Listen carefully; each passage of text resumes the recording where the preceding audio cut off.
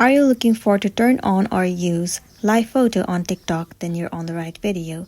I'm gonna show you the step-by-step process on how you can easily use live photo on TikTok. First thing first, move into TikTok and make sure that you are logged into your account. Once logged in, now you need to click on this plus icon at the bottom of the screen. Once you're in this page, tap on gallery icon at the bottom left corner of the screen. At the top, you can see the option or the category of live photos. Head over to it. You will be able to see all of your live photos that you have captured. From here, scroll down and click on any of the photo that you want to upload. Once selected, tap on next.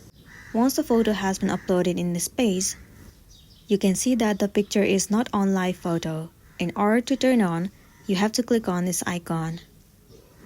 The live photo has been turned on. In order to make it as a loop, tap on it once again. There you go, the live photo on loop has been enabled. You can also turn it off whenever you want to. You can also add the song to this live photo. Choose any of the song or search for it. Once you've selected the song, go back.